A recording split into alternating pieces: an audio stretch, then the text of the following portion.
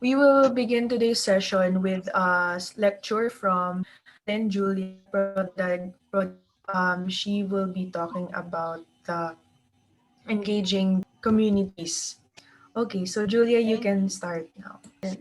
Okay. So it's a PowerPoint. So hello, greetings everyone. First, I would like to apologize if I seem drowsy. I slept late but woke up early because I just finished the requirement yesterday. Online classes are indeed tiring, but I am glad that you are making the most out of our online platform. I am grateful in behalf of the team that you are dedicated in making your mark in this world through this scholarship program. I think this is the first time that I appear in this class, so I owe you an introduction. So, hello, I am Alenn Jhulia de Prodigalidad. It's a long name, so you can all call me Jhulia. I am a third year studying BS Physics in Ateneo de Manila University, and I was a research intern from the Coastal Cities at Risk in the Philippines, or CCARPH. My strategy to keep up with online classes is to simply survive my classes. Since physics is a difficult course when I myself am bad at math and physics. Wow. Yet, despite my difficulty, I know I am meant to be in this course, and I don't see myself in other courses unless I apply for a double degree. That aside, wait, fangirl. This is my fangirl moment. I noticed that some of you are from Japan, so let me use this opportunity to say, 私は本当、とても嬉しいです。皆様よろしくお願いします。What does that mean, Jhulia? It just means I'm happy. So everyone, nice to meet you. Okay. Thank you. My よろしくお願い classes. します。Oh. So that aside, I noticed that some. Oh wait, sorry. The outline of my presentation will be an introduction of what makes a city resilient, or what are the essential elements of city resilience. It will involve four topics: the Sendai framework, disaster resilient cities, some case studies, and the community-based initiatives in MDRR, or the Master in Disaster Risk Reduction graduate program of the Ateneo and CCARPH. Uh, Most of my presentations content are referenced from an online training I recently took for 2 months, offered by the United Nations Office for Disaster Risk Reduction, or the UNDRR. The program has this long title, as you can see, uh, but it is mostly about strengthening an understanding on making cities resilient in alignment with the National Disaster Risk Reduction Strategies and the Sendai Framework. I made a previous presentation about the two online UNDRR programs I took when I was still an intern, and presented it to Doc Emma's earlier social anthropology classes and MDRR classes. For me, it is like a part one of my whole presentation because it will introduce you to the terms used in disaster risk reduction and the role of science, technology, and innovation in addressing disaster risk. Um, in this case, I will be, of course, focusing more on the resilient cities topic of the UNDR program. Sorry. Okay. So, beginning with the Sunday framework, it serves as the backbone of planning and organizing disaster risk reduction. It calls on nations to prioritize the development and dissemination of science based risk knowledge, scientific methodologies and tools, and the products of research and development produced by intersectoral networks and research institutions. The framework aims to integrate science in understanding and mitigating disaster risk, while promoting research as one of its mediums to do so. It is important to note that there is no universal way to answer the negative impacts of disasters, which is why frameworks such as this one are being made. In this line of work, heavy planning and effective execution must be considered, and it is not limited to one discipline. Health professionals, economists, scientists, researchers, and other professionals must participate in molding resilience within society, to which society must understand them to induce resilience among them. Thus, the Sunday framework includes languages that captures, or that is the culmination of, many decades of work focused on elevating the importance of science, technology, and innovation in the pursuit of disaster risk reduction and resilience. Oops. Its priority of action involves four important steps, starting with, of course, understanding disaster risk, then strengthening disaster risk governance to manage disaster risk. As most of you would observe, there is little importance to disaster mitigation among the authorities, which is why most of the time the efforts in making a resilient city is taken for granted. I am not sure in other countries, but this is evident in the Philippines. Although efforts are being made, it is saddening that these are usually not given enough recognition. News reports would mostly show the effects of a typhoon or an earthquake, for example, in certain community, but it seldom shows how a certain innovation or technology is aiding the community towards making it resilient. Most of the time, preparing for a typhoon is showed as a short commercial, and viewers have little time to process the information. From this, the third priority for action should indeed be investing in DRR for resilience and enhancing disaster preparedness for effective response and to build back better in recovery, rehabilitation, and reconstruction. I kept on mentioning disaster resilient cities, but before we delve into that, we must first understand what is a city. City.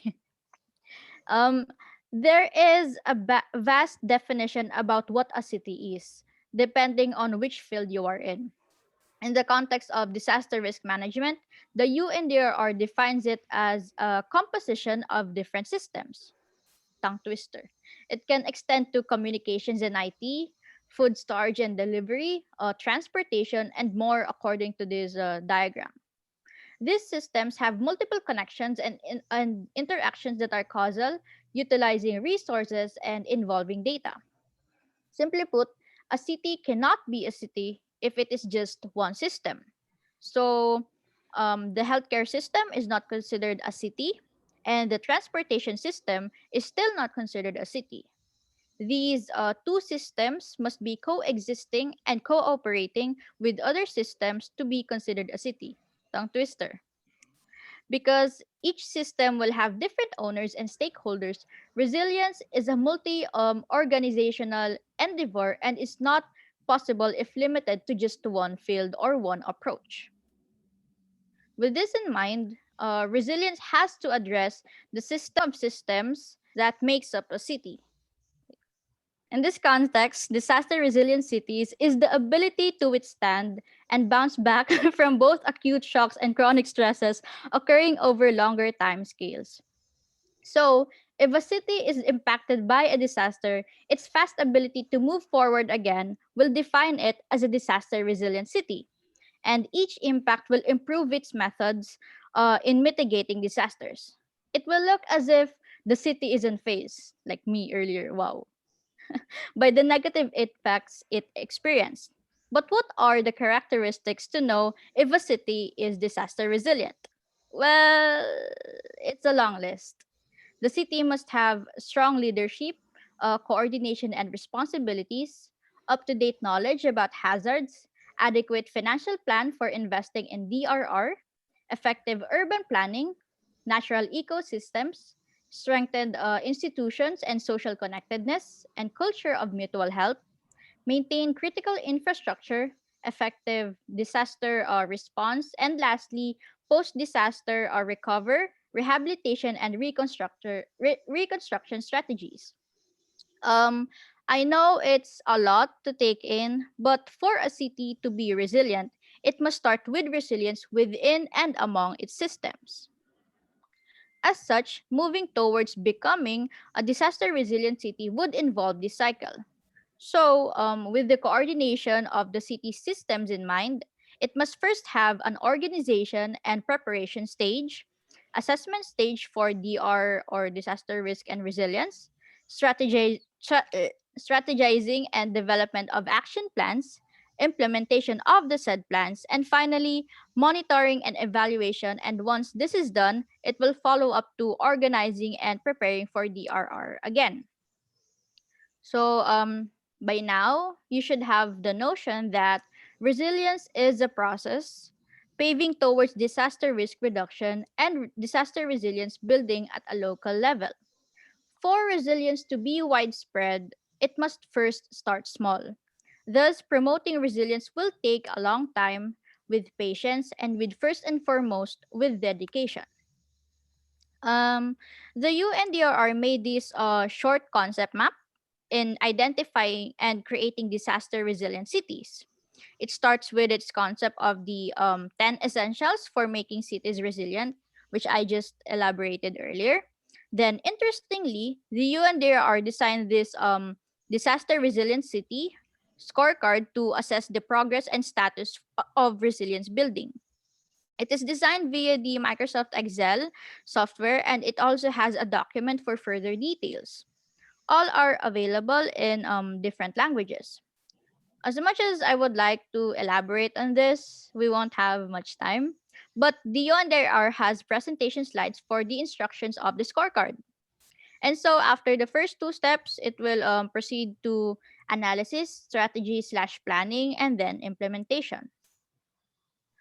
Aside from these theoretical concepts, I would like to direct your attention on the case studies that I found about city resilience. So evidently, Philippines is not a resilient city amid the claims that it is. Despite the creation of the so-called city disaster risk reduction management offices or the CDRRMO, there is still a lot of gaps in terms of cities' disaster preparedness and response. The least we could do to aid this problem is through scientific publications such as this one.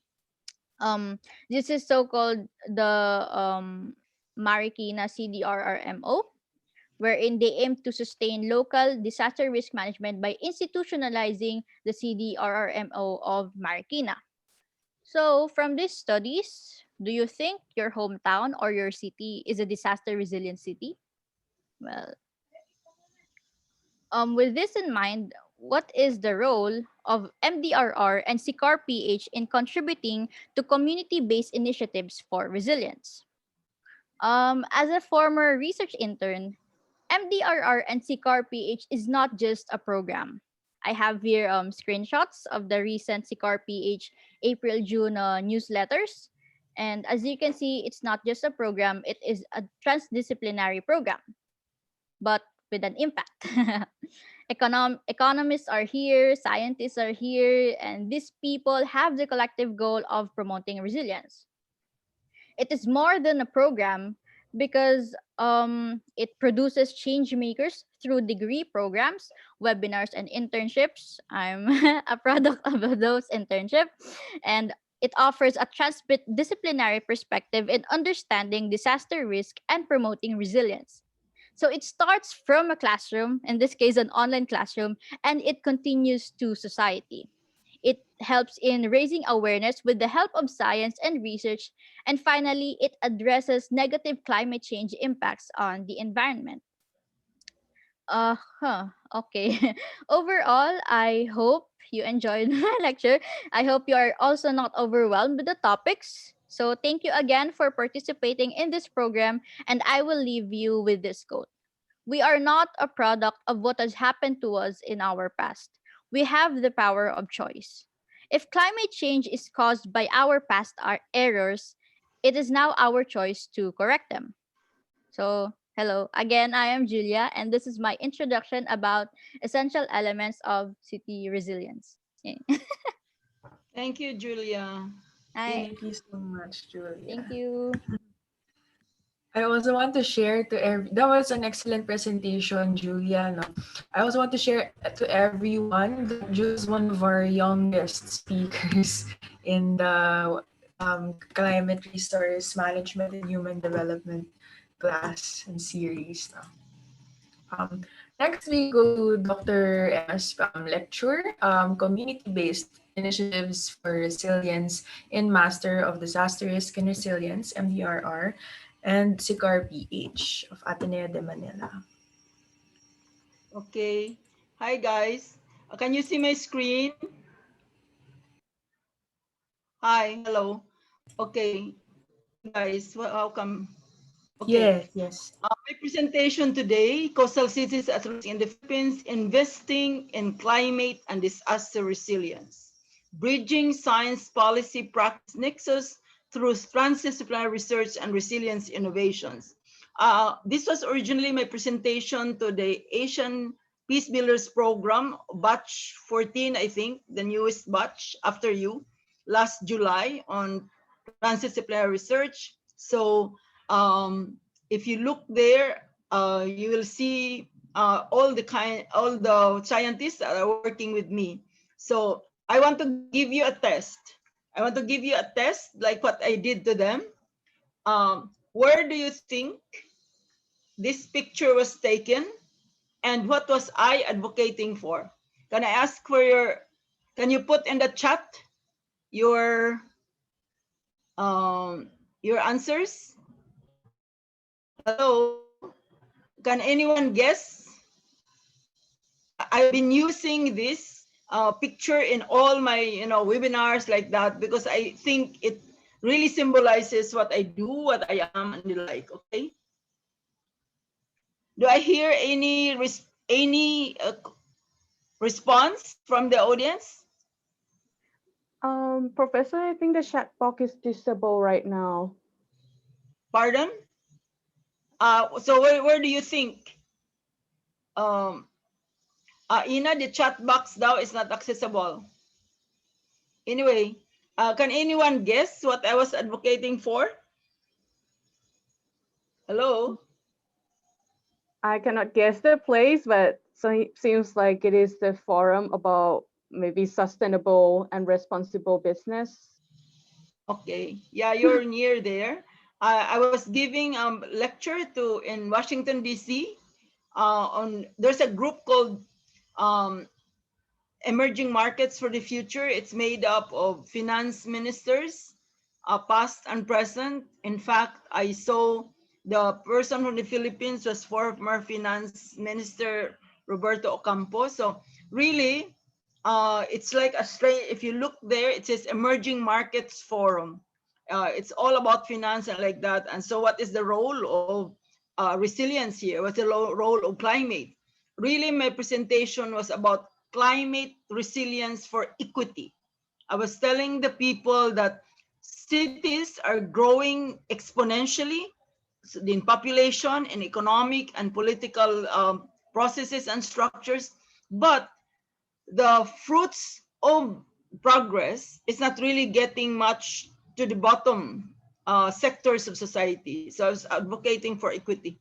And I hope, I'm sure you, the Asian Peacebuilders Scholars, would relate to that because you are working or you are devoting your time to really making sure that our urban systems, our rural systems, our political, economic, and cultural systems will be more gentler, will be more, shall we say, fair and just in distributing the resource management sources that communities have, okay? Remember, the title of this course is Resource Management and Human Development Field Applications, okay? So this is an application of principles of resource management in relation to climate. So what does that mean for allocating, investing in resources so that there will be more justice, fair distribution of resources to those who have least in life, okay? All right, so I would always say to people, we are not here if not for the people who supported all our lives. This is my favorite quote. On the shoulders of giants we stand. I remember meeting this quote in my sociological theory textbook.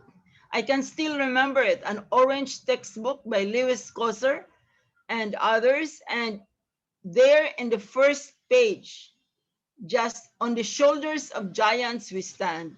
And at that time, I did not very well understand, but then I think he was saying, we pay homage to Karl Marx, to Auguste Comte, to Emile Durkheim, to Anthony Giddens, to so many of the sociologists and theorists before us. because without this theories of the people, their previous work, we will not be here, or we will not be standing on here. So on the shoulders of giants we stand, and I take time to explain this to you, Asian Peacebuilders scholars, because we should always be reminded that we were not here if not for the work of the previous people. So we must always acknowledge the people that are responsible for the work before us, for getting us here, as well as the people who will future support us. So you can see there the Office of the President, the University Research Council, the deans of the School of Social Sciences and Science and Engineering, the chairs of the Department of Sociology Anthropology and Environmental Science, the Ateneo Innovation Center, Manila Observatory, the National Resilience Council, and of course, the Arete where we sat. No? So these people helped me do this work. I like my CCARPH management team headed by Ina, now with then supported by Miko, by Viv, by Jhulia, by Telma, all the research assistants that I have. I mean, I don't think we are able to do this work, facilitate the work of the scientists. You can see here, there's Father Jet Valyarin, which is a project holder. And then you have the principal investigators with Jessica Bersilia, who lectured to you last Friday. There's Antonia Yololoisaga, who will give you a closing plenary lecture on Thursday on the National Resilience Scorecards. And then you have the Council of Advisors. This is Dr. Karaos, who is an urban sociologist. I've been working with her since 1990. In fact, I showed Lenny, who visited me last Sunday. Lenny was my previous project manager at CCAR, visited me last Monday, and I showed her the book, Urban Governance and Poverty Alleviation, Strengths.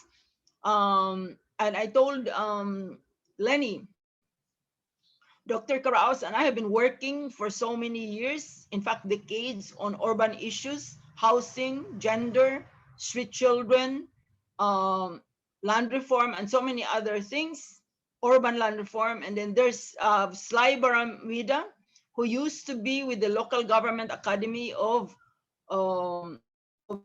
Interior Local Governments. Now he is the DILG officer, previously in Muntinlupa, and then now in San Juan. Then there's former Undersecretary Austere Panadero, who is now the president of Swilig Foundation and doing civil society work. So if you notice, there is a representative from the academe, representative from the government, and then there's a representative from the private sector. And then there's CP David, who is with the University of the Philippines. He is a geologist, but he basically heads the DOST research program.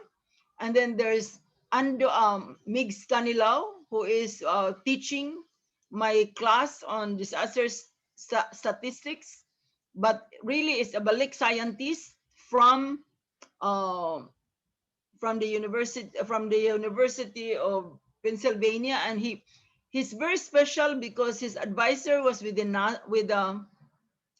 U.S.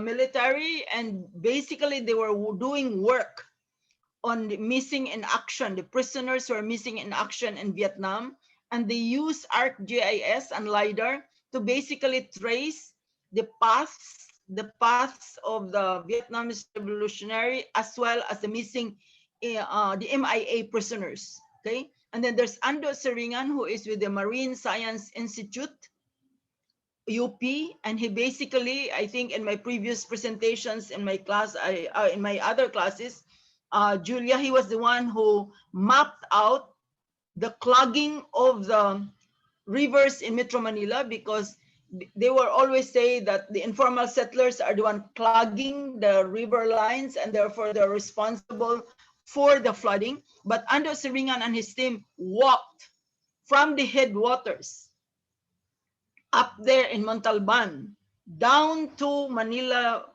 Bay, and they found out in their documentation after Undoy that 70% of the clogging was done by formally permitted establishments. And then there's Emma Rodolfo, who is a geologist, and we work together in post-Ayan Samar. And then there's Liza Lim, who lectured to you the first day on Kamibis. And then I can share with you this PowerPoint, but basically what I'm saying is that here I work with climate scientists at the Manila Observatory, with the health scientists, with the Ateneo School of Public Health and then with the environmental scientists headed by Dr. Gutanco, and there will be a lecture this afternoon on systems dynamics, if some of you will be interested. And there's the economist, Dr. Clarete used to be the former dean of the UP School of Economics. There's Dr. Wong, who basically is the one that supplies health COVID data to the Interagency Task Force of President Duterte. And then there's Dr. Tangonan, who basically is heading the Ateneo Innovation Center in charge of disaster risk resilience. And then, of course, there's visualizing risk at Manila Observatory, headed by Cillian Vicentes, or the ones make map. And then, of course, there's the CCARPH project management. And you have here our partners on the right. You have Father Jet there, and then this is work package 3. Work package 3, work theme 3 is applications. So work package 1 and 2, 1 is producing the climate science and the climate impacts to vulnerable systems. So Dr. Narisma heads the climate science term, and I head the climate impacts team at 2. But in 3, work package 3, it's applications. The reason I'm presenting this now, because the title of this course is Resource Management and Human Development and Applications. Okay, so we're working with the city government.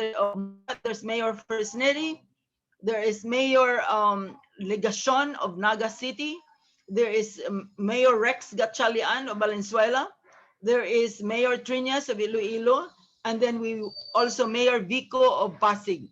We also work with the universities locally, so we work with the scientists at Ateneo de Naga, the scientists at Pilmon, Pamantasan ng Lungsod ng Muntinlupa, and with the University of the Philippines at Visayas. Okay, so let me go.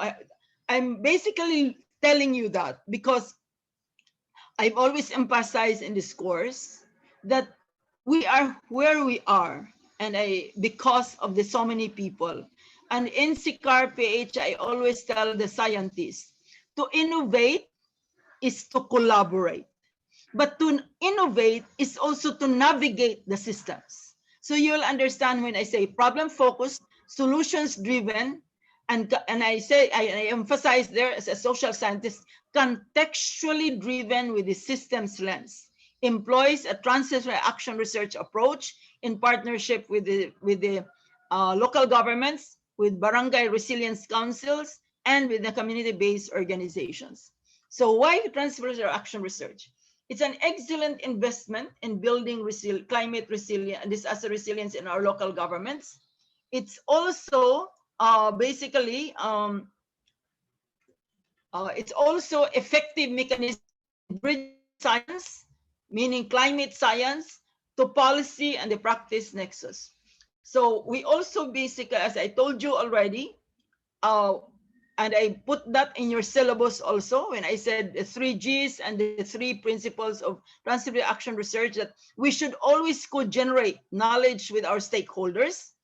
In the process of doing so, for example, here, we have been working with Canoli. So in process of working with the stakeholders, we also create our own capacities as scientists, as policymakers, and as practitioners. And we create our own capacities as we build the capacities of others. You should make sure that you are not the one who is progressing or expanding. The people you are working with must also expand, must also grow. You must also nurture them, okay? So, and then that should lead to co-ownership and co-benefits, okay? You as head of the NGO should not be only one benefiting.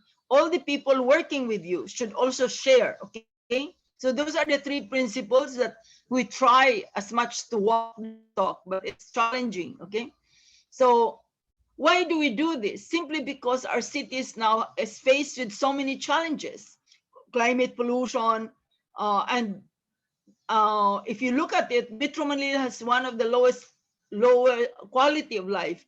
2 years ago, this survey of the quality of life in the top, in the cities in Asia and the world, and in Asia, the top 3 cities with the lowest quality of life are Lagos in Nigeria, which was actually a partner of ours in CCAR1, Beijing in China, and Manila, Philippines. And you can see that Manila basically score quite low in traffic commute, in pollution, and in climate, okay?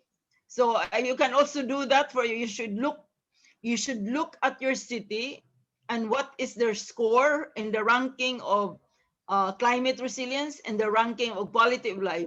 There's a survey on the quality of life all over the world, but what I follow is the one on Asia's quality of life. It's very interesting, okay?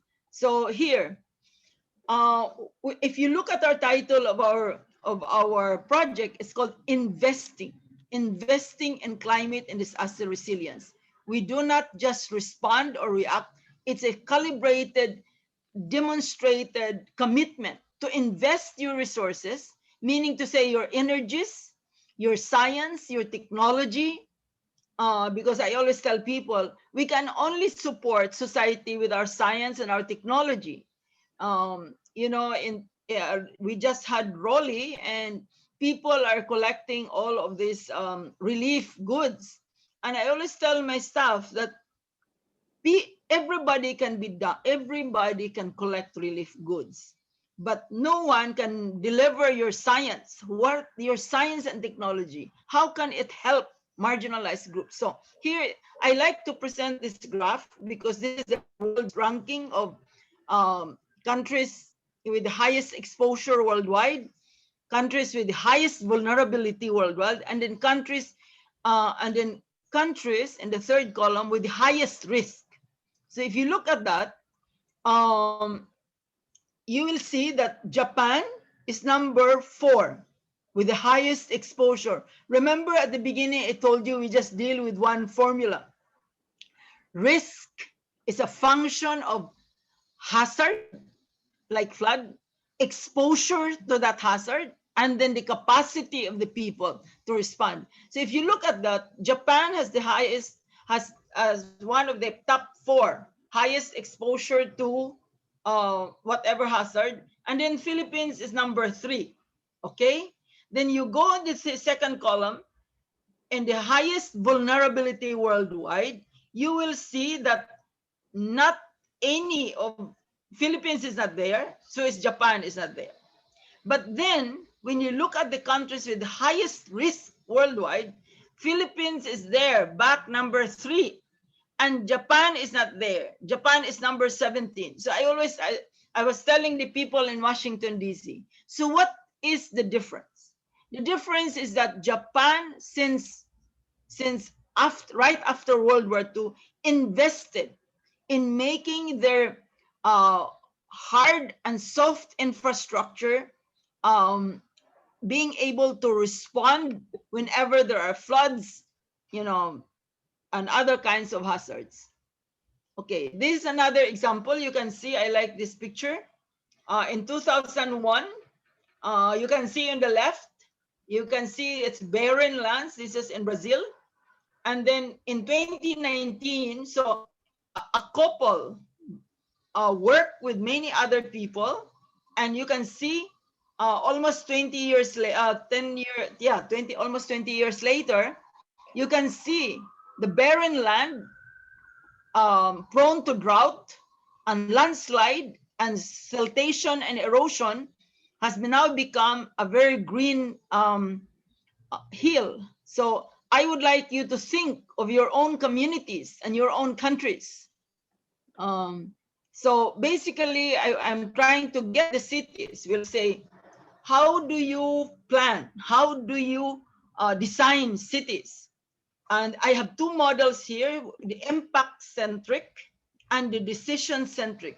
And you can see that here in the second column, when we say it should be this way, when we decide, when you plan cities, decision makers should have the vision of how their city is to be given what it is now.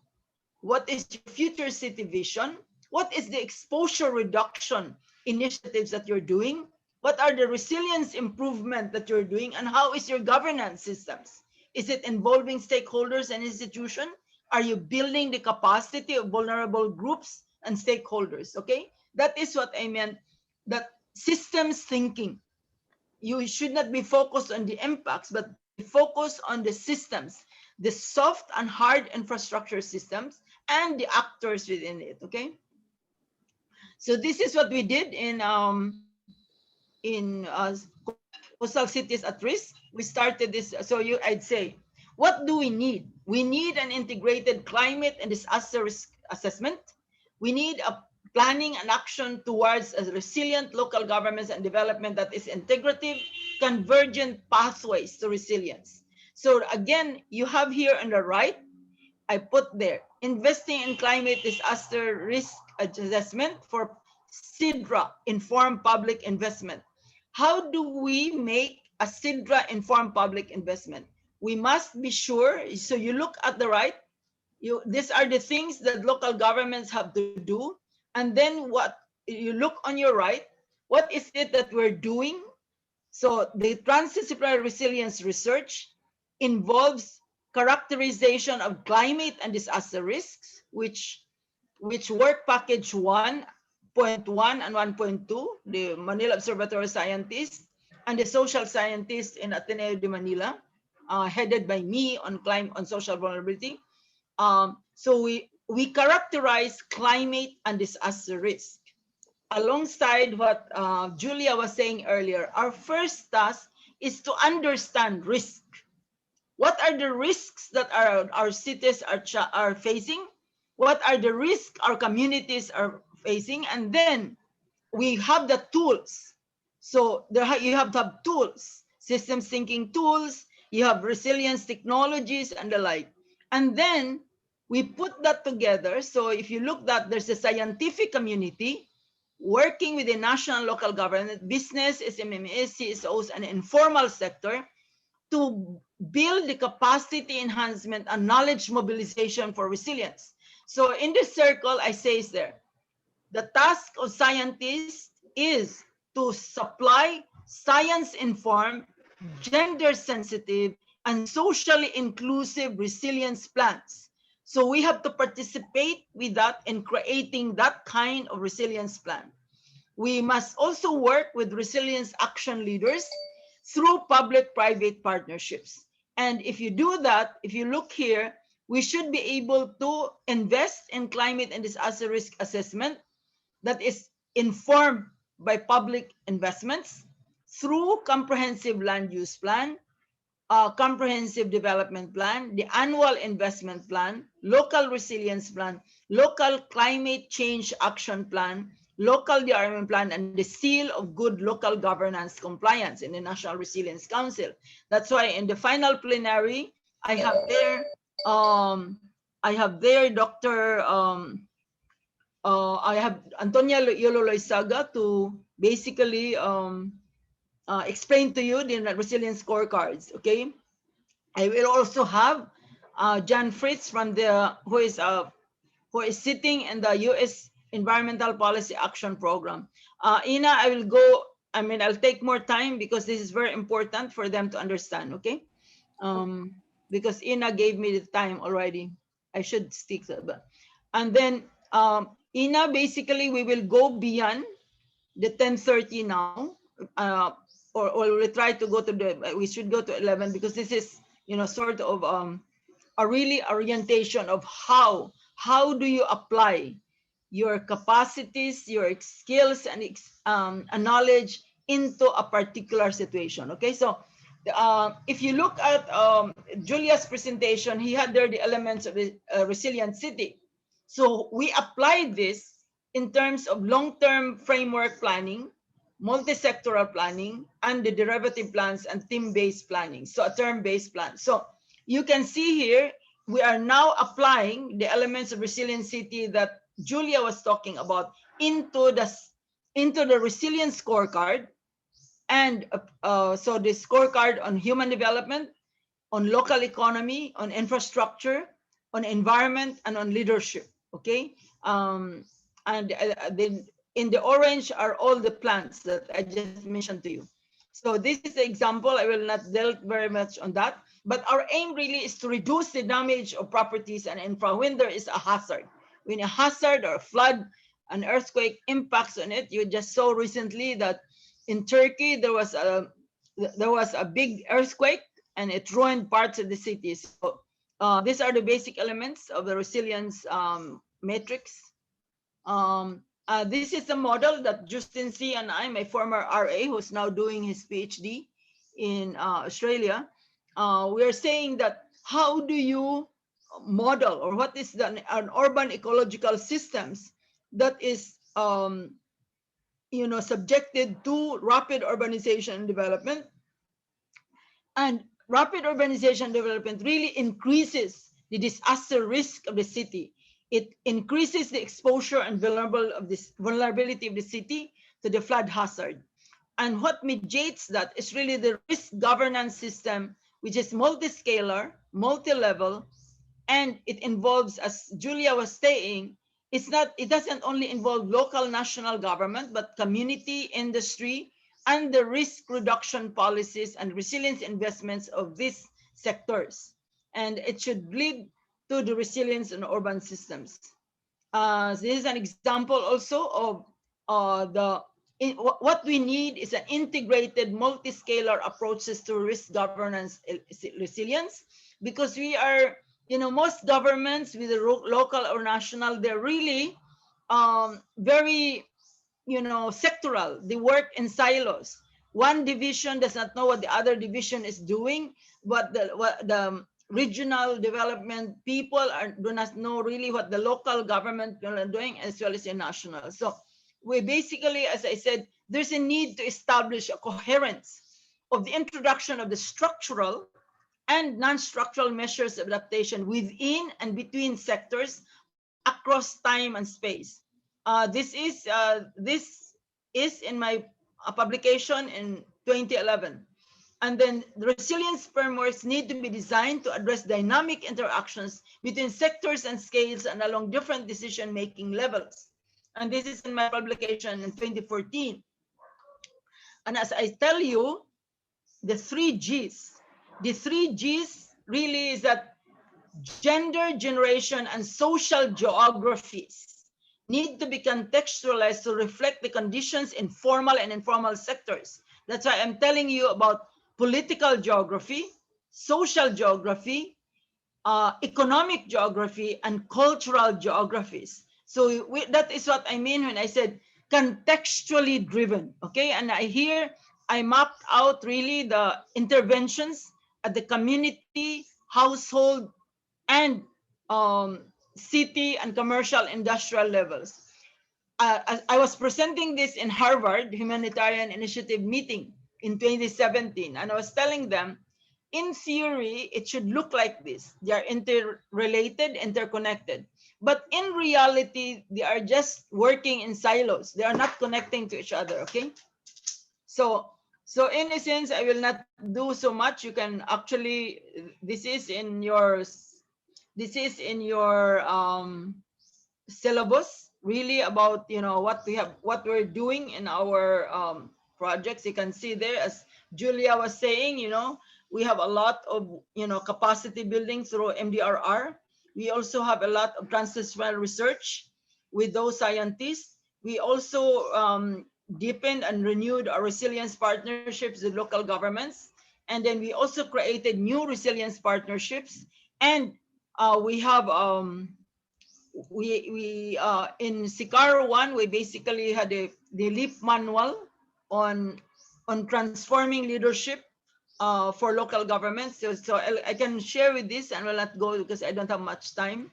But basically, as Jhulia was saying, we conduct workshops, we organize exhibits, we constitute transdisciplinary groups, and we create courses, we create modules. We also have coaching and mentoring with mayors and the like. So these are now, and I want to focus on this because Cannoli is with us. You can see Cannoli here. So our partnerships with the local communities, you can see with Kasali Ka project of Cannoli, and we help basically Cannoli do a community-based vulnerability needs assessments and participatory community risk assessment. I've been taking my classes to Cannoli's outfit. The community, I tell this my students, the community teaches us what they are doing.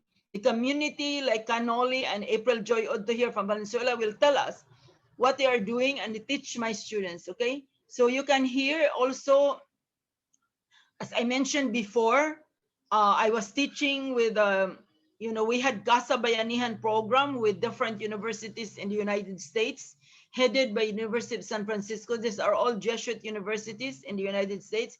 They would send every summer here students to be exposed. And in fact, they were living Cannoli in a barangay near Loyola, Loyola Grand Villas. I will show you later. So they were basically working with people, and I was teaching there gender, society, gender, ethnicity, and inequalities. Okay, so you learn from the communities who are at risk, and they will tell you their stories, how they build their resilience through community engagements. This is an example of our, with our partnership with Mayor Vico. And basically we have the partnerships, and we have a MOA.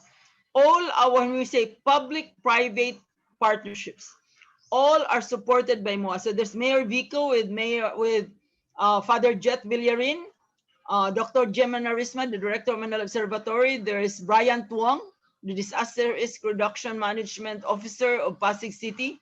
But before that, he was with San Juan Local Government Unit. And there's Toto Matis, Carlos Opos, who is the Director of the Ateneo Innovation Center, okay? And you can see the logos there. So you can see there also, you can see Cannoli teaching my class on how to do the risk mapping. You can see there Father Balchan. I think this is a class on environment, theology and environment that Father Balchan and I took. So you can see Cannoli there and Flora telling my class how, what are the hazards that they have, what are their initiatives and efforts. And you have there the ICFP group on the top level. You have Prisa Labsan there. You have Marivic Dumdum, who is the vice president. Prisa is the Prescy, Liza Labsan is the president. Marivic Dumdum is vice president. And I think you have here RA or April. I think it's April. And then you have here, this is the one in the resilience workshops that we have with the National Training Service Program of the Pamantasang Lungsod ng Muntinlupa. We taught them participate community risk assessment with Hazard Hunter that we also did with Cannoli's group. We also did with Barangay Loyola and the like, okay? So, and then, I forgot, this is the newest, the forging of partnership that I have with the Pasig City Councilor, Editha Cruz Santiago. She is also the chair of the Senior Citizens and Environment Committee of the Pasig City. And so, because I've always been working with the environmental group in Pasig, so we continue. Her husband used to be the head of the Laguna Lake Development Authority, who later became councilor of the Pasig City. So I have been working with this group, Kilos Foundation, which is their group. They have been,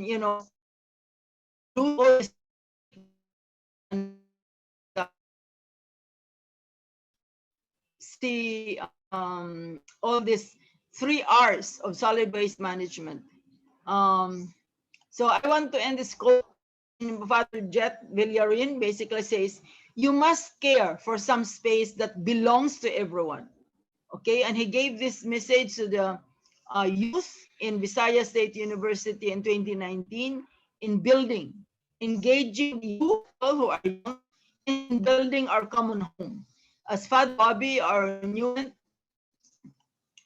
if you see here, I now have 2 presidents. As the current project holder is Father Roberto Yap, and he basically in our first meeting, project assessment meeting, in our project assessment meeting, I was telling them that, or Father Bobby was basically saying he was very happy that in this project, science is foregrounded, science and technology is very much mobilized in the service of the communities, of marginalized communities, and as he said, science and technology to care for our common home, as Pope Francis is saying. And I'm presenting you again. So I want to remind you that to care for our common home needs the commitment of everybody. The idea that we must understand that we are part of producing the risk.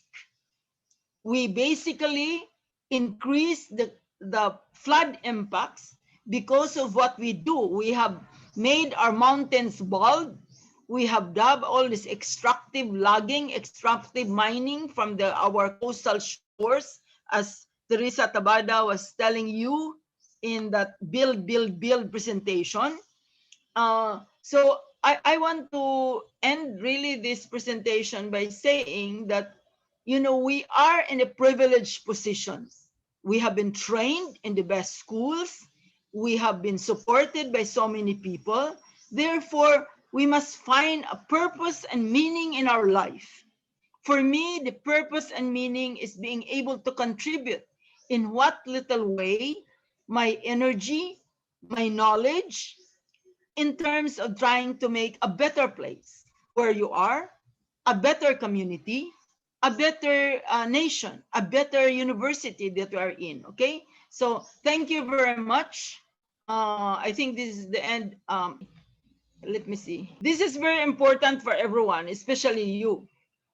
This is what is called intellectual property rights, or as we will put it, the Creative Commons. Our work has this, you know, this is anybody who is utilizing our research and are free to everyone to utilize, except that you must put there, you must acknowledge that you got it from CCARPH, and you should say, you know, the source of this is CCARPH, you know. So, okay, so that's it.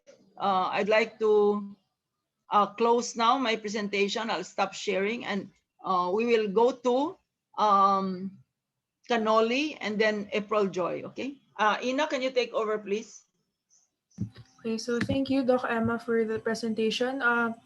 Now we go to Canoli's lecture. Canoli, are you there? Yeah, good morning to everyone. I am Canoli, currently the president of Buklod Katatagan. By the way, that's our new name. We have rebranded our organization since we've been 25 years as a people's organization registered with SEC. And therefore, at the start of our 26th year, we have to rebrand ourselves. So from Buklod Incorporated, we are now recognized as Buklod Katatagan. Well, as you know, Katatagan means resilience. So we are opting for that. After 25 years of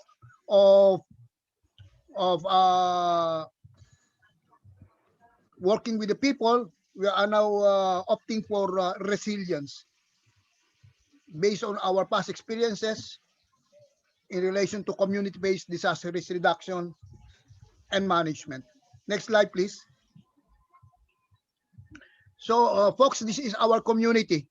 By the way, this map is one of the outputs of one team disaster risk assessment team from the University of the Philippines, National Institute for Geological Studies, under the leadership of then Director CP David, one of the pool of experts of CCARPH.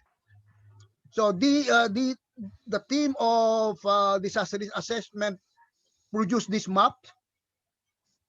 As you can see, our community is hemmed in by two rivers.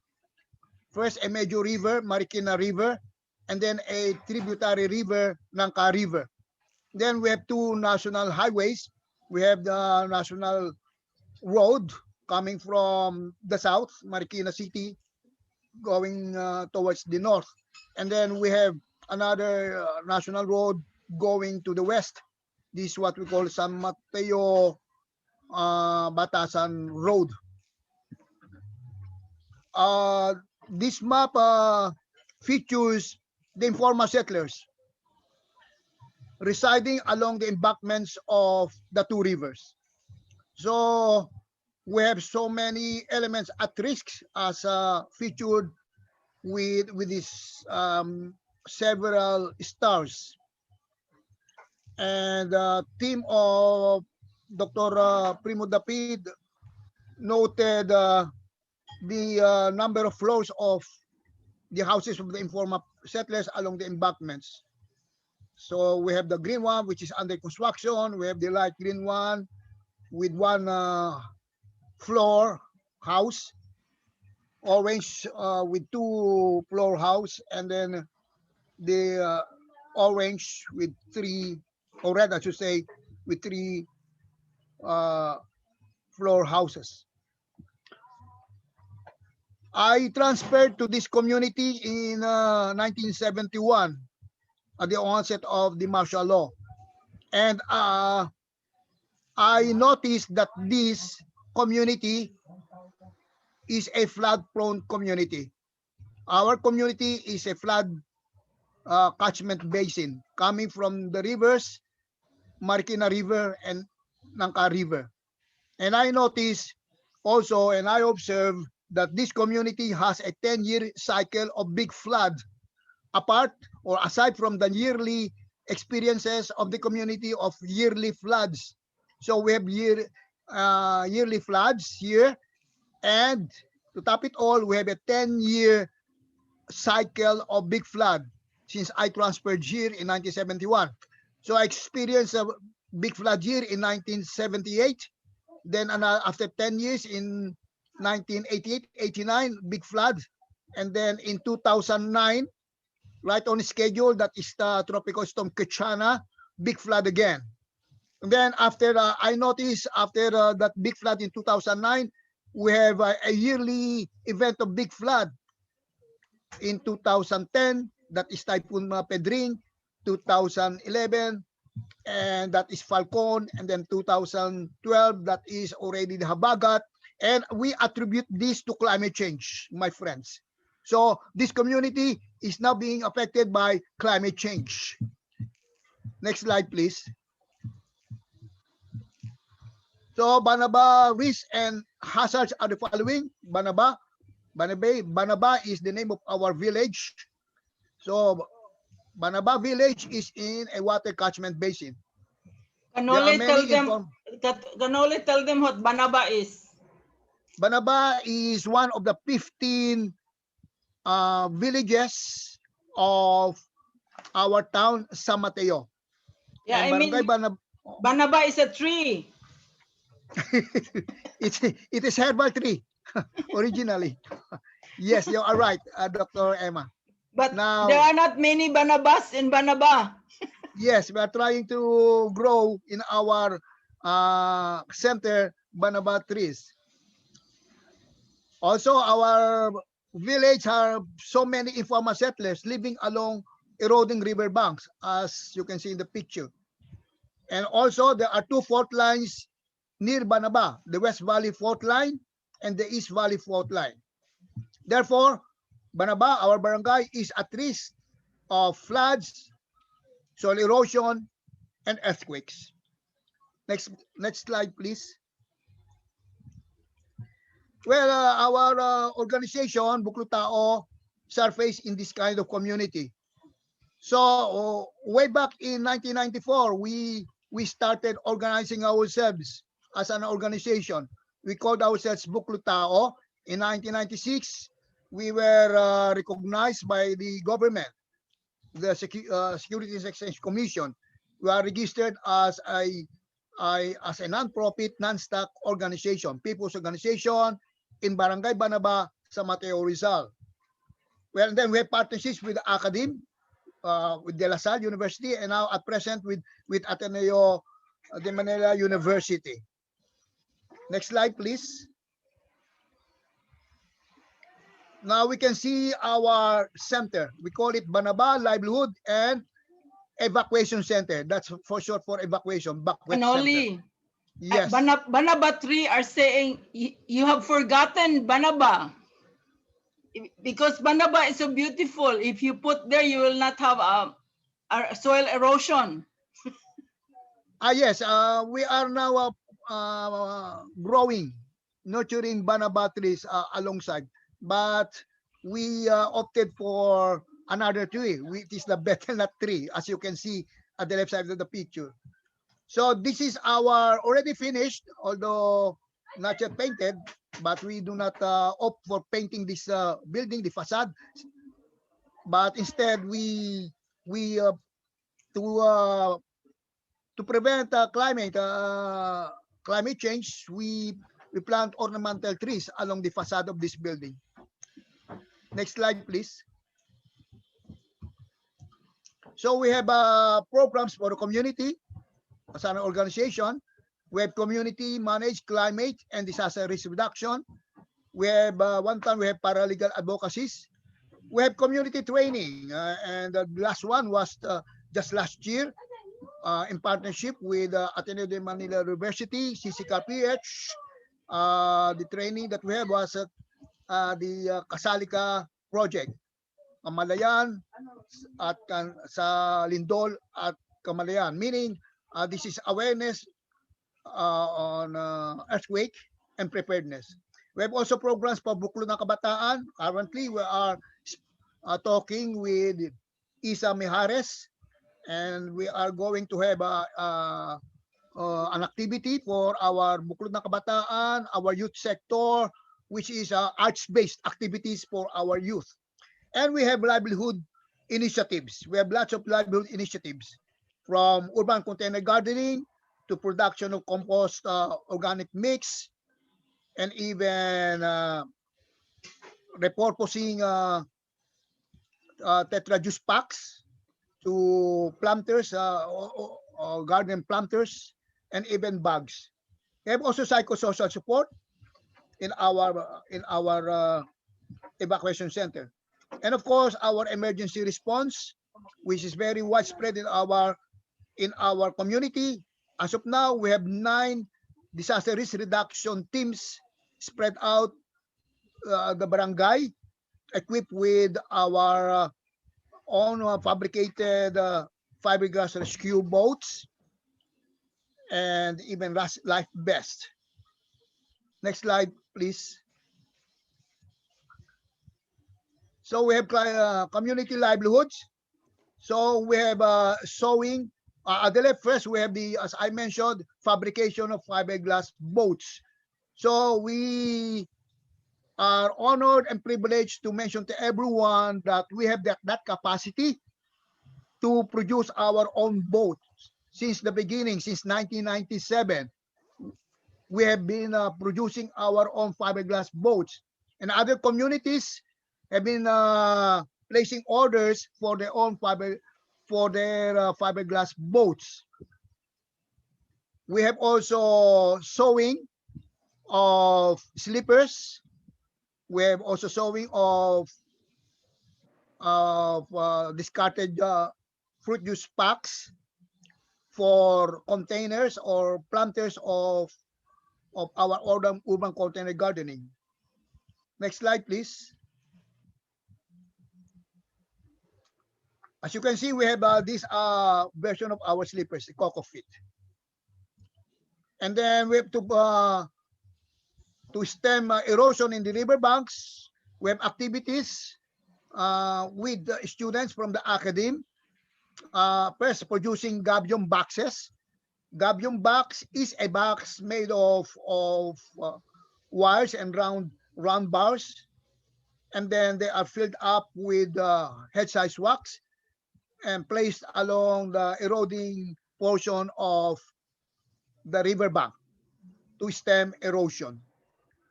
Next slide, please. So as I mentioned earlier, gabion boxes are produced by us, and the students help us finish them, and then they are placed alongside eroding embankments. This time, we protect our access road from eroding too. So it says there, fill up gabion boxes with head-sized boulders to prevent soil erosion at the access road of our medium-rise building. That's what we mean by MRB, medium-rise building, which is our livelihood and evacuation center. Next slide, please. And students help us produce our own cocoa feet slippers made of discarded cocoa fiber, cocoa fibers or cocoa pit.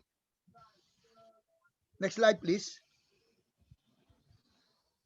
And maintaining the building, well, we have students painting the frames of the windows and even the partitions inside the building. Next slide, please. And then, of course, we accept study tours from different universities. And for the past 4 or 5 years, our constant visitors are the classes of Dr. Emma Porio and Father Balchan. And we explain to them our initiatives as a community, as an organization. Next slide, please. And we have also our Buklod ng Kabataan. We have already 4 waves of our youth. And as of now, we have the younger generation numbering 65. And we are organizing now 7 to 8 of this first wave of our Buklod ng Kabataan with Isa Mijares for our visual projects for the youth activities. Next slide, please. And so at my back are our present generation, wave 4 already, of our Buklod ng Kabataan, ranging from 5 years old to 12 years old children. Next slide, please. So if you want to contact me, my name is Manuel Abinales, but now no longer executive advisor, but president of Buklod Katatagan. And we have here our officers and our CCARPH interns. Next slide, please. Wala na.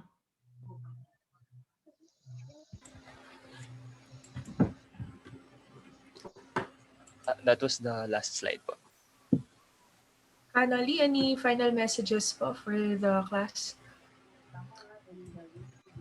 Final messages, Ina? Final Yes. message? Yes. Yes, what I can say is that our community-based organization has seen many experiences and challenges in regards to disaster risks. Now, climate change. And now, the prospect of the big one, the earthquake. And through all this, you are able to manage ourselves, to prepare ourselves. And the very last one is preparing for the big one. And Dr. Emma Porio and her class are our partner in our so-called community based awareness for the big one.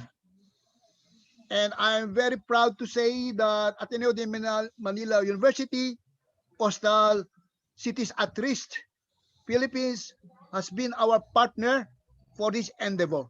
And we're still continuing our partnership. And that's one big lesson for everybody. One small organization has now many partnerships with the academy. Foremost is the Ateneo de Manila University. We have also De La Salle University. We have also the University of the Philippines, Diliman, and many more. And as I mentioned earlier, we are now known as Buklod Tao Katatagan. We applied for registration with the Securities and Exchange Commission, and we opted for a 50-year operation in the community. If at first we have only 25 years and that's over, now we're extending our service to the community for the next 50 years. Thank you very much for this opportunity. God bless to everyone. Mabuhay. But Canoli, thank you, Canoli. You will join us later after the presentation of the Valenzuela group by April and Liza. We will have an open forum, a panel yes. discussion. Okay, so don't Okay, go yes, away, huh? Yes, I will stay put. Okay. Thank you, Canoli. That was great. Thank you again. Yes. Thank you, Canoli. Now I welcome April Joy Udto from the City Agriculture Office of Valenzuela City in Metro Manila. But April? can we ask Lisa to greet the group first? Hello po, ma'am. Oh, can you just greet my class? There are 27 of them from Japan, from Myanmar, Burma, Sri Lanka, Indonesia, Myanmar, Laos, and Philippines. Ma'am Lisa. Hello po. Hello po, ma'am, to everyone. Oh, sige. Oh, later magpakila. Oh, sige. Ma'am Liza Labsan here is the president of the Integrated Community Food Program of Valenzuela City as well. So we invited her because she is one of the key partners of CCARPH. April and Lisa, we will repeat this in we will repeat this. Canoli and Lisa and April, we will repeat this in January or February. We will have a show before sa campus. So we will repeat this. Now, I'm just presenting this to the class, but in January, I think, or February, we'll have a public webinar wherein it will be, it will be open to the whole wide world, okay? So do you have it now, April? Ma'am, pwede po sa inyo na lang po, ma'am, i-screen. Okay. Yeah, ako lang, April. Ayos po. Available na ba Sorry siya? po. No problem. Okay, I'll share. Good morning, each and everyone. Thank you for having us today to showcase our best practices, some of our best practices in Valenzuela City. On behalf po of our Mayor, Mayor Rex Gatchalian, and our OIC, Dr. Basil G. Sison, I will be the one who will be presenting our best practices. April, you tell them what is your position and what you do with the women. Okay. I am April Joy Udto, agricultural technologist in City Agriculture Office. We are the one who facilitating this ICFP and giving technical assistance to the farmers. So, brief introduction lang po about Valenzuela City. Valenzuela City is the 119th largest city of the Philippines and one of the 16 cities plus a municipality that compose the region of Metro Manila, located about 14 kilometers north of Manila.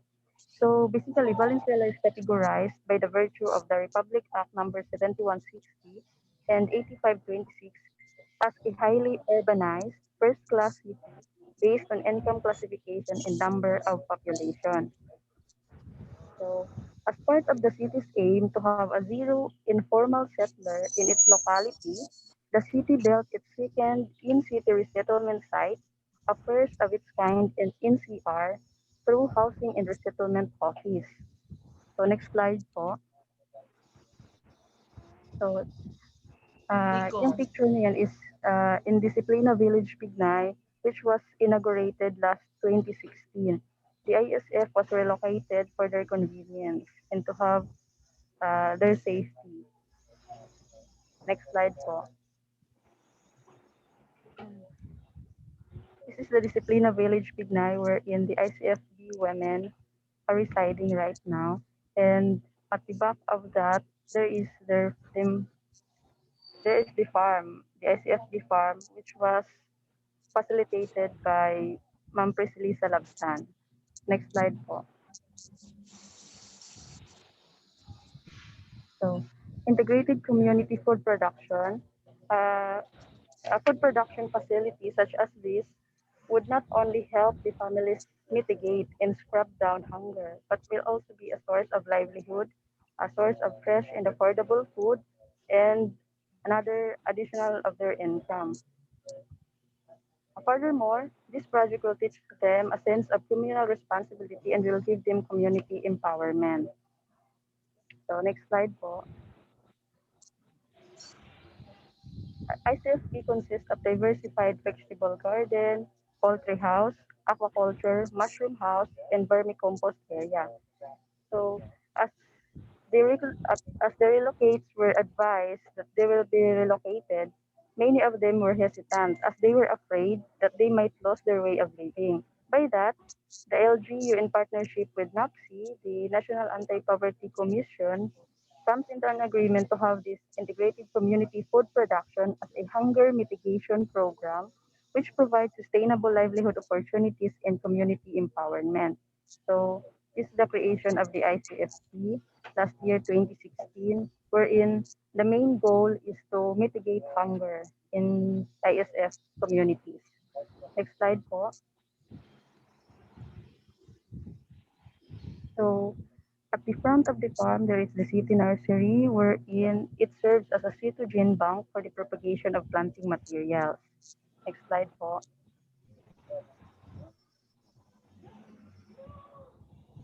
It is the preparation for the farm when it was still on its first phase. Next slide. And, showing the girl power because many of the members were women and they are the one who beautify the garden. Led by Priscilla Labsan. Next po. Yan. The Yes, ICFB, Liza. yes po. The ICFB is being managed by relocatees with 396 members divided into 11 clusters.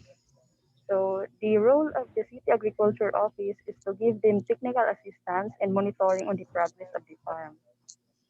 Next slide, please. And they are the ones who are taking care of the farm. Next slide po. Next slide, please. This is the vegetable production, ranging from leafy vegetables, cucurbits, solanaceous. And next slide, please. So the 50% of their sales will be divided into its active members, while the remaining 50% will be used for acquiring new inputs needed for continuous production and maintenance of the farm. So this is a great help for them to assure sustainability and food security during this pandemic. Next slide. Here's the picture selling their produce to provide additional source of income. Next slide, please. So the main goal of this ICFP is to mitigate hunger by having a source of fresh, affordable food, additional income, and then it also serves as the mini tourist spot in the city and the community-based program for building resilience and sustainability. Especially in this time of crisis, many of us will tend to go to supermarket buying fresh vegetables and fruits, or in them producing their own food. Having food security uh, is is being practiced in the city. Next slide, please.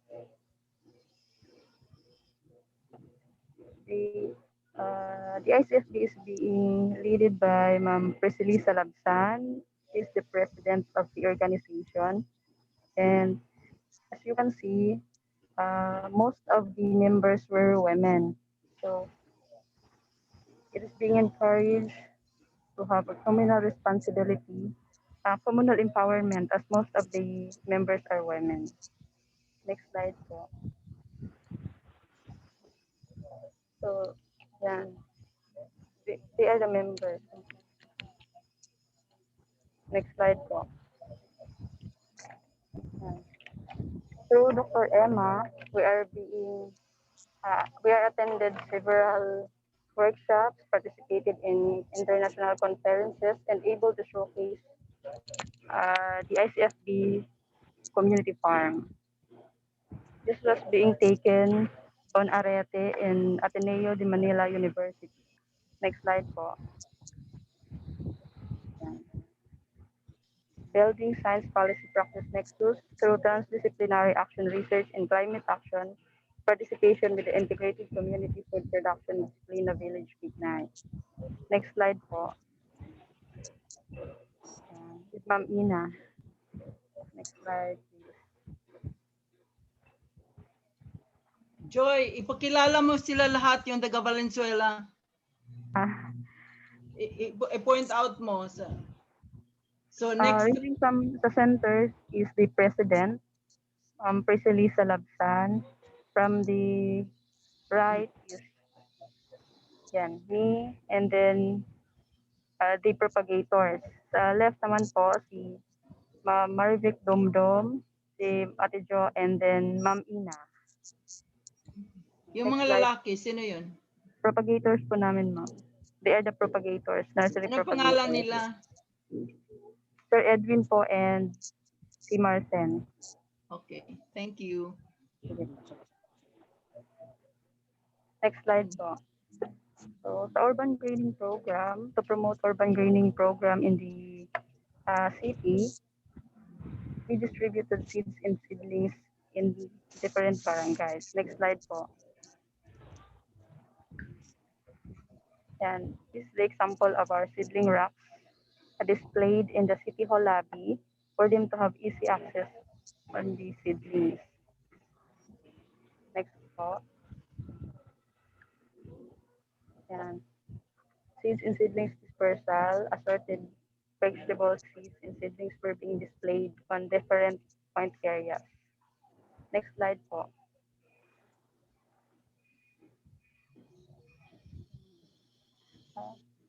During pandemic, many of our citizens were eager to plant seeds.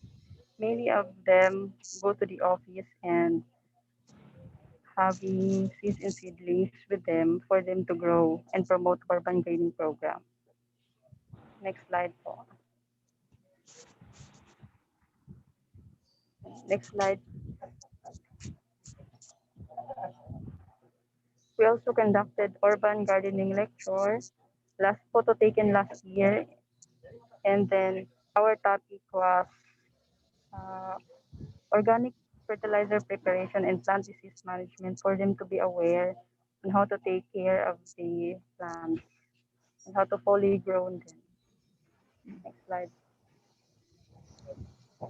Maybe later, thank you, Joy, but maybe later, Prescy, Liza can talk about how you participated in the DSWD gardening program. I saw you were finalists. Hello? Liza, Hello can po, you hear ma'am. me? Hi, Ma'am Liza, can you tell them about your garden programs and with the DSWD and the 4Ps? Opo, ma'am. Yes po. Sige, Sige, sabihin mo, Opo. please. Opo. Ako po si Liza Labsan, ang president po ng ICFP. Nagkaroon po ng ng program ang ICFP ng mga 4Ps sa tulong po ng CSWD.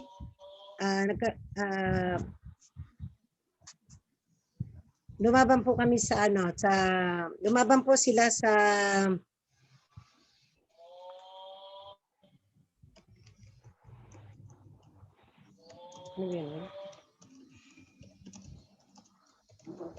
Yeah. Nabablanko ako. Okay lang, Ma'am Liza. Oo.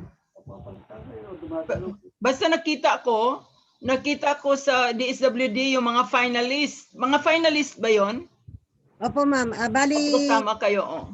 Opo, bali inilaban po kasi yung mga 4Ps ng beneficiary member ng barangay community garden po.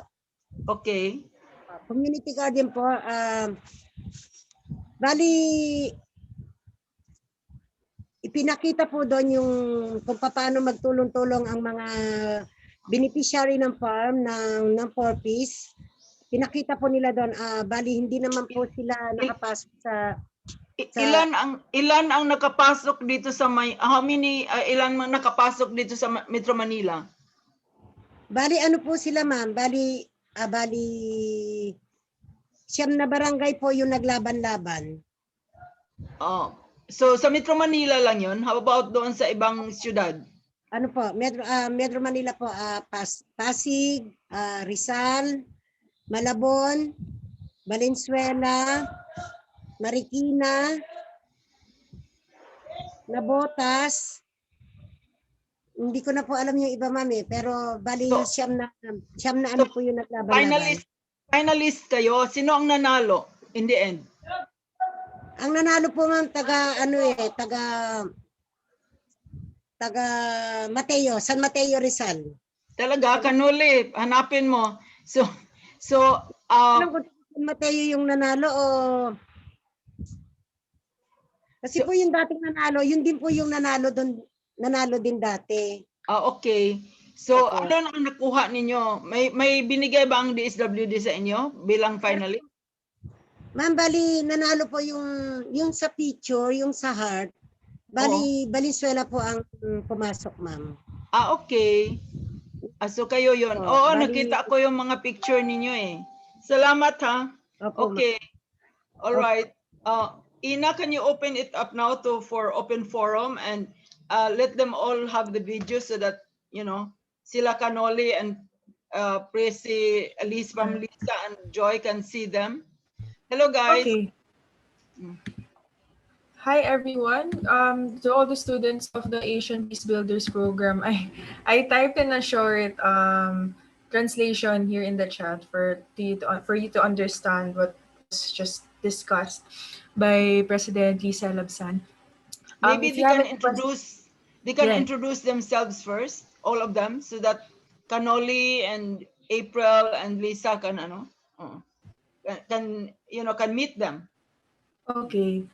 So we can have a quick introduction. I will follow the order of the screen.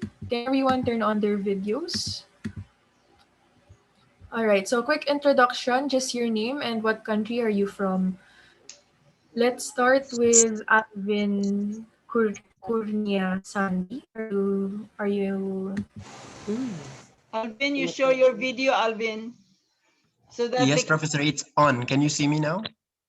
Not yet. It's still black. Oh, okay. Let me. Go to Yi while Alvin is fixing his camera. Just the name and country. Oh yeah, it's on now. Okay. Please tell them where you are and where you are. Good morning, Professor. My name is Alvin from Indonesia, and right now I'm in Costa Rica. Nice to see you. Oh, okay. Viva Costa Rica. Okay. Pura vida. Thanks, Okay. Albert. Are you Ye, available? can you please open your video, Ye?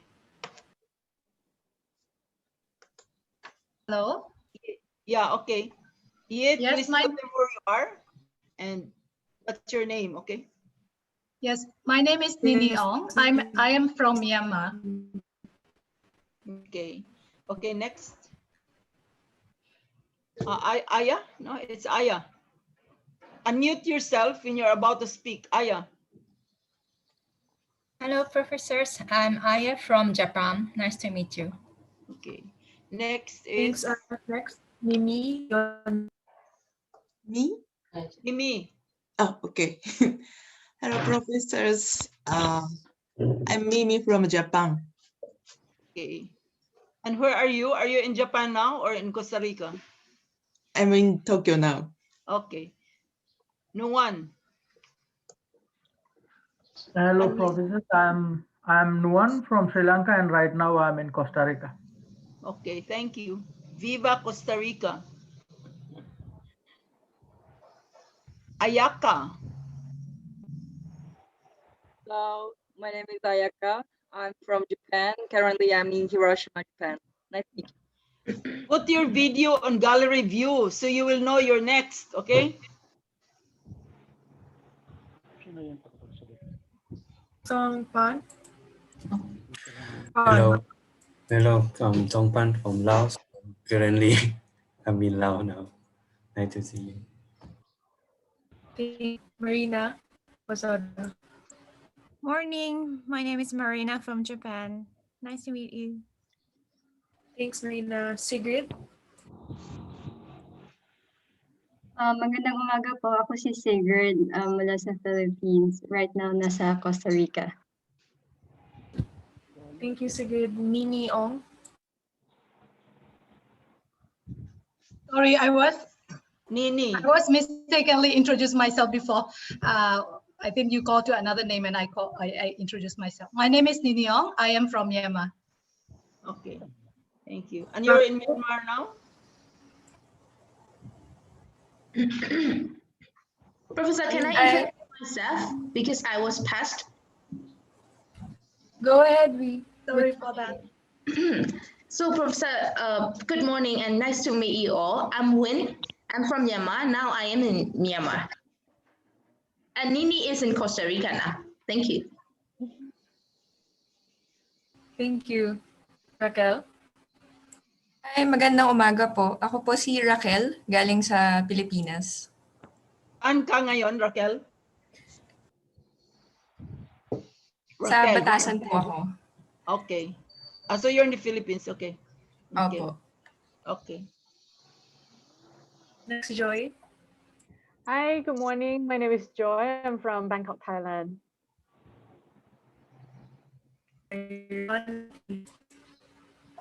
Rishanti. Hi, I'm Rishanti. I'm from Sri Lanka, but at the moment I'm in Costa Rica. Thank you. Hideyuki. Hi, good morning. I'm Hideyuki from Japan. Thank you. Next, JJ. Porntip. Hi, Professor. I'm Porntip from Pathum Thani, Thailand. Currently, I'm now in Costa Rica. Thank you. Yusuke. Good morning, Professor. I'm Yusuke Yashiro from Japan. Thank you. John. Hi, good morning po. My name is John Badawi. I'm from the Philippines and nasa Philippines din po ako ngayon. Thank you.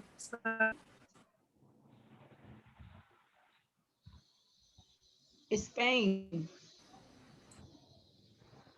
Spain, it's Hello. your turn. Yeah, hello. I'm Pan Chu. I'm from Myanmar. Now I'm in Nipiro, Myanmar. Yes. We're missing 5 people. I think we're missing 7 people. Who are missing? Yes, Hello. Yes. Good morning. Maraming salamat po. I'm Sherry from Japan. Now I live in Yokohama, Japan. Nice to meet you. Okay. Arabilatan. Magandang umaga. Ako si Ara. I'm currently based in Marikina, Philippines. Thank you, Ara. Magandang hapon po. Ako ay hapon po. And yeah, that's all. Thank you. Udto. Hi, I'm Udto Nimra. I'm from Japan. Yeah, nice to meet you.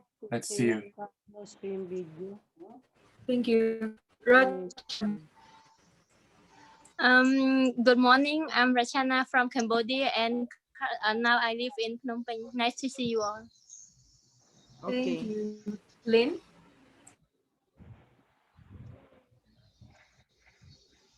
Can you hear me?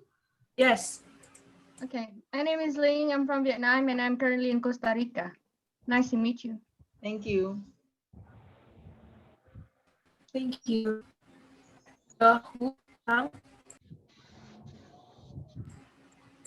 Hello, good morning.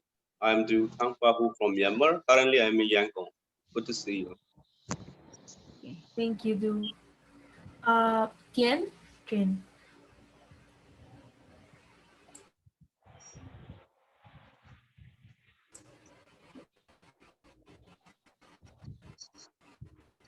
Can you say that again, Tien? Hi, my name is Ting. I'm from Vietnam, and I'm living in Costa Rica right now. Nice to meet you all. Thank you, Tien.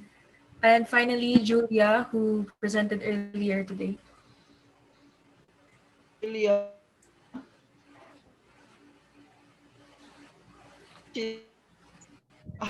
It's noisy here. Oh. So Okay, I'll Jhulia. just type my intro because it's noisy here. Okay. All right. Sorry, I forgot to introduce my co-teaching assistants, Martin Tendero and Vivian Lines. Nico and Hello, I'm Nico from Quezon City, Philippines. You put your video on, Miko. It's on, ma'am. Oh, okay. I'm in the wrong screen. Hello, Vivian or Viv from Mandaluyong City, Philippines. That's everyone. Class, do you have any questions for our speakers today? For Jhulia, Doc Emma, Kanoli, April, and President Liza, Priscilla Labsan.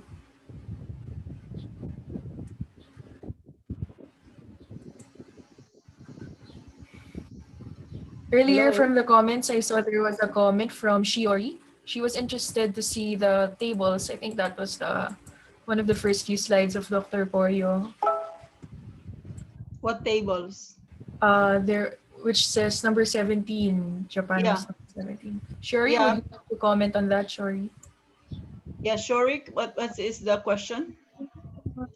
Showing that interesting table, I found it interesting because those three tables, one showed the exposure, and the second one shows vulnerability, and the last one shows the risk among the country.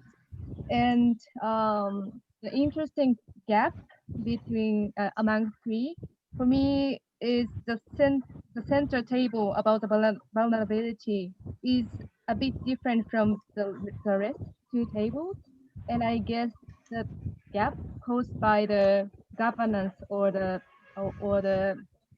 stability or the how stable the country is. And I found a couple of African countries in the center, and the other ones, those two tables, Vanuatu, Philippines, Costa Rica, Fiji are very familiar to as a, how can I say, vulnerable countries, which largely get affected by the disaster or climate change itself. But on the other hand, those shadow Afghanistan, like Nigel, those countries, for me, those are not so familiar as vulnerable countries towards natural disaster or climate change itself. So I'm so interested in those gaps between. So what is your question? No, I actually didn't have a clear question, but it's very nice if you could explain or elaborate more between the differences among three tables. Thank you. As I'm saying there, in the heading, it says risk reduction ex ante before the event pays off. Risk informed, resilience driven planning is what we need. So as I said earlier, risk is a function of hazard, like flood or earthquake, exposure, the exposure to hazard, and the vulnerability of the country and the community and groups, and their capacity to respond or to reduce the risk. So if you see here in the first column, the top 15 countries who are highly exposed to hazards. So they're highly exposed. Number one, Vanuatu, Tonga, Philippines, Japan, Costa Rica. As you said, they are all familiar. Now, who are the countries with the highest level of vulnerability in terms of poverty incidents, in terms of urbanization, in terms of governance, like that? So you can see that most countries are in Africa or Central America, like Haiti. You remember the earthquake in Haiti? That, it buried many people and like that, the earthquake. So it is very vulnerable. Their infrastructure is so fragile, and so is their political, economic, and cultural systems is so fragile, their institutions. So when the earthquake hit, it took a while before relief would come in, okay? So those are the vulnerable countries in the middle. But then if we say, who are most at risk, meaning to say you combine now the exposure, the vulnerability, and the hazard impacts, you will see that the countries with the highest exposure, most of them are still here, but Japan, which is number 4 in exposure, is not anymore there. So that's why I said there, we need a strong, action. We need strong climate action, so that the climate action should be risk informed, like what I was showing earlier. We work with local governments so that they will have risk profile, or with communities. When we work with Canoli in the Kasali project, we were demonstrating there with Canoli how to use the hazard hunter, so that you can see, by just putting your address, you can see all the hazards surrounding your homes. So that's hazard hunter, that's an application. And then we also did a participatory community risk assessment. So when we say, what are the climate action investments do you do? So that's, am I making myself clear? Are you sort of, better. Yes, thank you so much. Okay, so I will now stop sharing. Is there any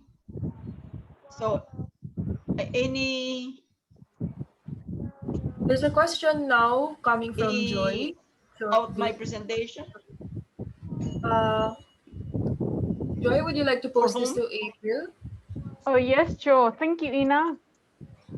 So, hi, my name is Joy, and I have a questions when I see the project in Valenzuela, and it's very interesting. One of the things that I can imagine is that the homegrown garden that it looks like now it's become the place of interaction between people in the community. And so I would like to know is like, beside this space is serving as a space for food security and promote resilience in the community, but it is this place that empower the people. So I would like to know that beside this aspect, do how did it become a place that people contribute their concern, like their voice up, their voice their concerns about their livelihood, that broader the issues beside the food security? Like, do they voice up other issues like community resilience or community designs? Because I see a lot of engagement in this community. Thank you.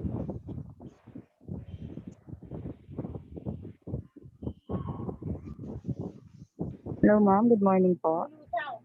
So, ICFP becomes the bridge between the gap of the food security and the area. Furthermore, they use it in giving support for the malnourished children in different schools by giving free vegetables for the children to cope up their malnourishment. So there is their interaction between the resilience.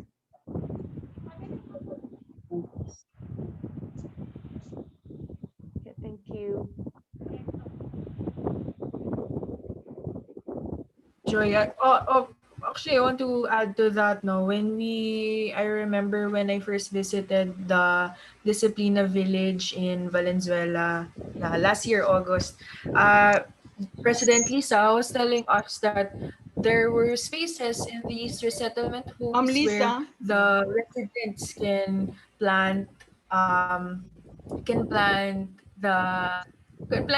next to their houses. So each member was assigned to take care of the plant. So it's not just about food security, but it's also building that sense of communal gardens in them. No?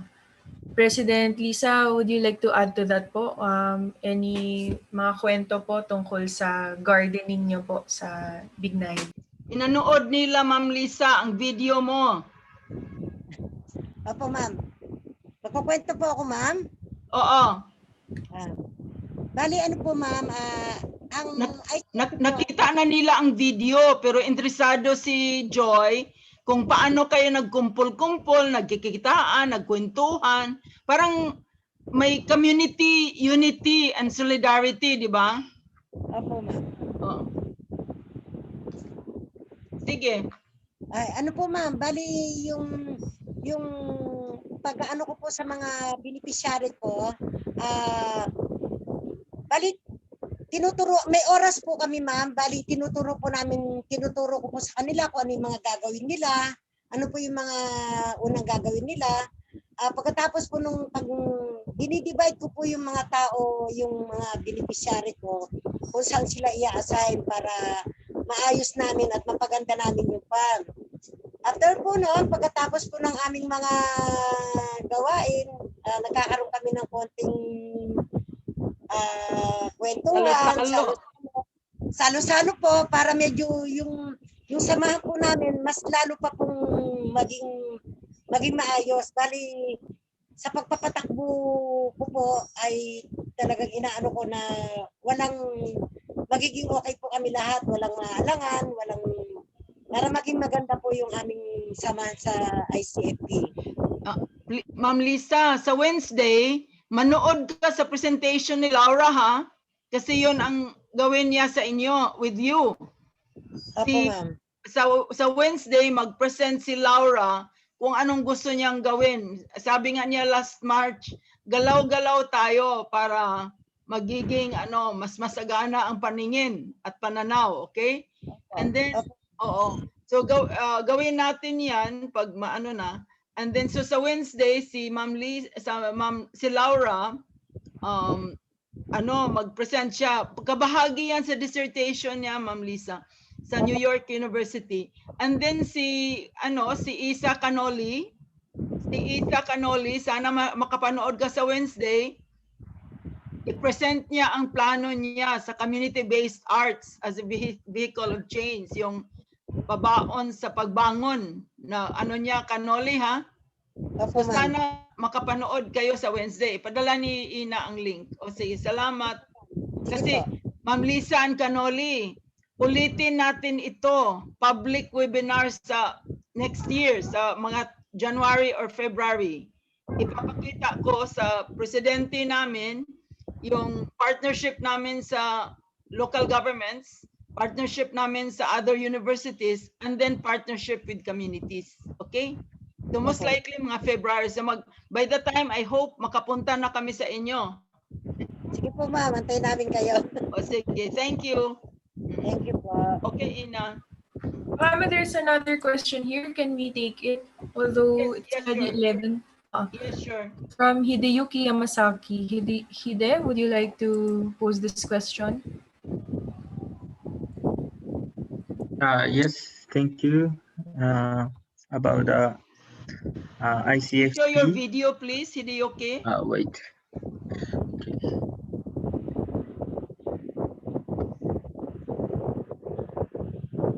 Okay. Thank you for the presentation. I watched the video about the village and then the practice of ICFP, and then I saw that they use the cash for work program at the initial stage to involve community people. And did you have any other additional strategies to involve the community? That's my question. Hideyuki, may I give? I think we forgot. I wrote thing on Valenzuela before because Prescy is one of Pressy's family is one of the 3,000 families that were located by Valenzuela city government from the river lines. They were flooded during Yolanda and like that. So when you say whether they have any prior program, none really, because it's a new resettled community. But maybe, Ma'am Liza, would you like to, may ano ka ba? Kung ano daw ang mga programa before, bago nagawa yung mga garden. Joy. Programa before po? Oo. Bukod po sa garden, ma'am? Opo. Dito po sa Disiplina, ma'am? Opo. Marami po, ma'am. O sige, sabi mo, kwentuhan mo si Hideyuki. Kasi alam ko marami kayong ginawa. O sige, sabihin mo kung ano mga programa. Ay, mga programa pong ipinasok dito sa Disiplina, ma'am. Basta ang mga ano ninyo, mga project, mga programa bago yan na garden. Ay, okay po, ma'am. Bago po, paglipat po namin dito sa Disiplina, ma'am, nagkaroon po kami dito ng mga seminar about sa mga paggagawa po kami ng mga pulburon making. Nagkaroon din po kami ng seminar about sa mga tosino.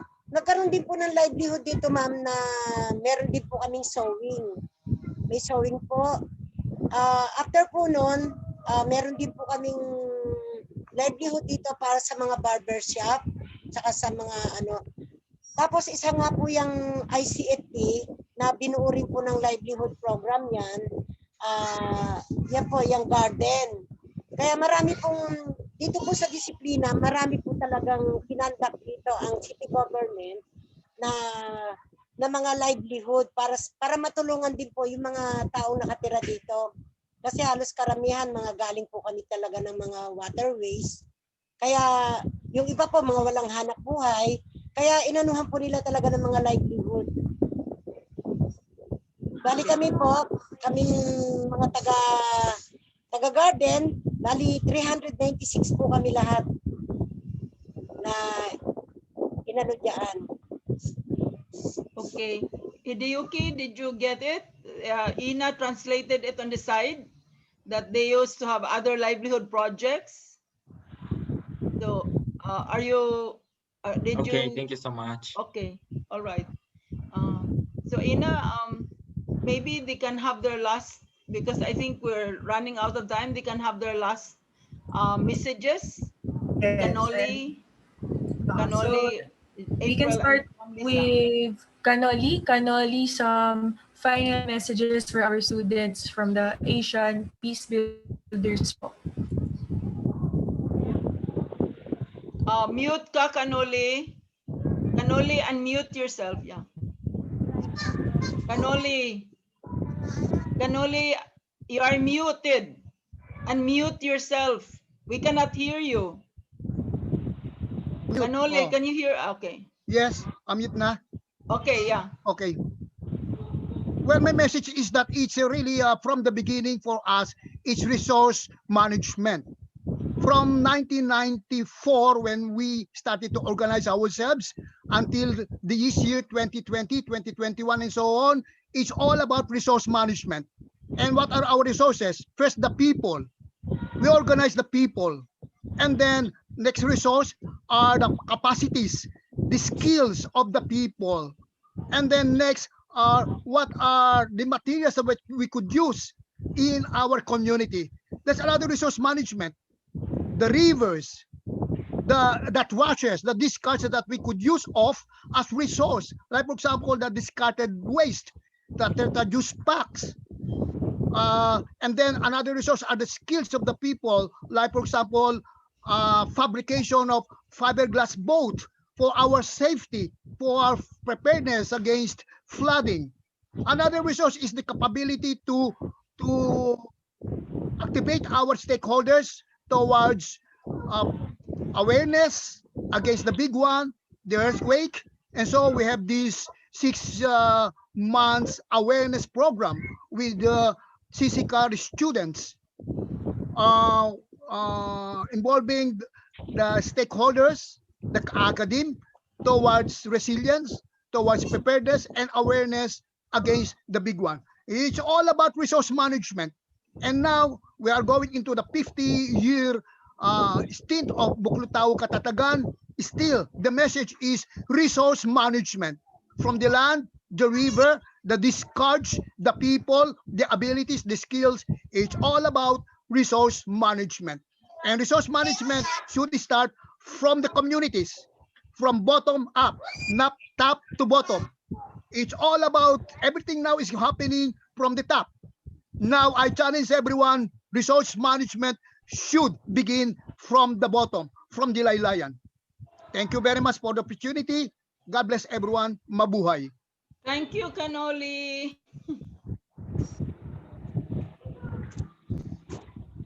Okay. April or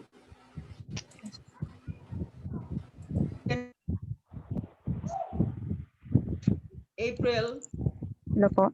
My last message po is that at times like this, it is very important to focus on food security and capacitating our human resources for the progress of the program. So, as we presented, hoping that ICFP, Integrated Community Food Production, encourages the youth to engage more on greening and continue the advocacy on this program. It is a big challenge for us youth, or for us human beings to take charge of taking care of our environment, and by that, by promoting the greening program, I can say that we do our part. So thank you and God bless. Thank you, April. Ma'am Liza, final messages po for the class. Ma'am Liza, alisin mo na lang para makita ang beauty mo. Sige, o yan. Sige na, Ma'am Liza, magbigay ka na ng mensahe mo sa mga estudyante. Mga estudyante, mga foreign students mo, magbigay ka ng mensahe.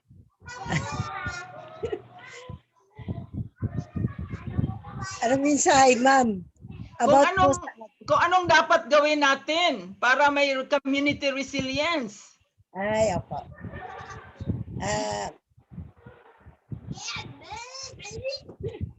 Sige na. Huwag kang mahiya. Ikaw naman.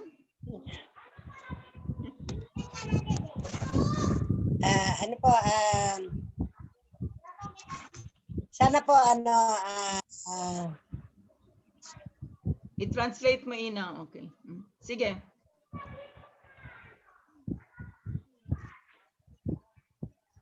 Iisip ko pa ba? Okay lang. Ikwento mo lang kung anong ginawa mo sa mga kababaihan.